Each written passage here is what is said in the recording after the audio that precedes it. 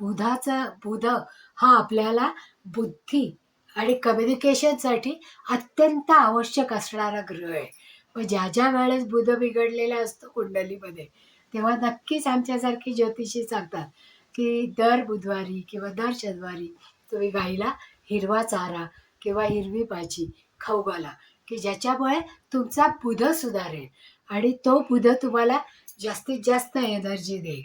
म्हणजे वास्तुशास्त्राप्रमाणे आणि ज्योतिषशास्त्राप्रमाणे तेवढंच महत्त्व या गाईला आहे.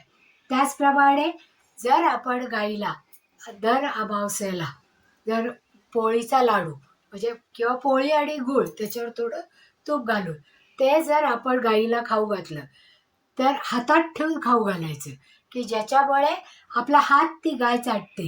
गाईच्या जीभ कशी असते, करकरीत असते. ती जेव्हा आपला हात चाटते त्यावेळेस आपलं प्रारब्ध बदलतं. म्हणून दर अमावस्येला जर आपण अ, हे लाडू पोळीचा, कारण त्याच्यामध्ये पोळी असते, तूप असतं आणि गूळ असतो, की जे खाल्ल्यामुळे गाय तृप्त तर होतेच, पण आपलं प्रारब्ध बदलण्याचं सामर्थ्य तिच्या जिभेमध्ये आहे पहा. म्हणून गाईला अत्यंत महत्त्व आहे.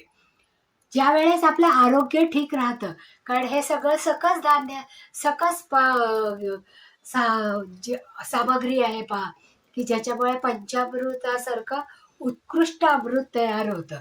गरोदर स्त्रियांना आणि अभ्यास करणाऱ्या, म्हणजे ज्यांचा मेंदू 6 वर्षापर्यंत वाढतो पहा, म्हणजे 1 वर्षापासून 6 वर्षापर्यंतच्या मुलांना, त्याचप्रमाणे प्रेग्नंट असणाऱ्या स्त्रीला जर आपण रोज एक छोटी वाटी पंचामृत खायला दिलं, तर त्याच्यामुळे त्यांच्या मुलांच्या बुद्धीची वाढ होते आणि ती वाढ 6 वर्षापर्यंत होते. ती ॲक्सिलरेट होते, म्हणजे तिचा प्रगतीचा वेग वाढतो. त्याचप्रमाणे गर्भधारित स्त्रीला जर आपण पंचामृताची 1 वाटी रोज दिली, तर सगळे पौष्टिक पदार्थ आणि सगळी मिनरल्स तिला त्यातून मिळतात. कॅल्शियम तर मिळतं, पण बाकीचीही सगळी मिनरल एकत्वाने तिला मिळतात, की ज्याच्यामुळे छोट्याशा पदार्थातून तिचं पूर्ण गर्भाचं पोषण होईल आणि गर्भामध्ये असणाऱ्या गर्भाच्या मेंदूची सुद्धा वाढ होईल. कारण आई जे खाते तेच गर्भाला मिळतं. त्यामुळे आईचंही आरोग्य स्थिर राहतं, तसंच विद्यार्थ्यांचं आणि 1 ते 6 वर्षाच्या मुलांचं, की ज्यांना आपण रोज पंचामृत खाऊ घालतो पहा.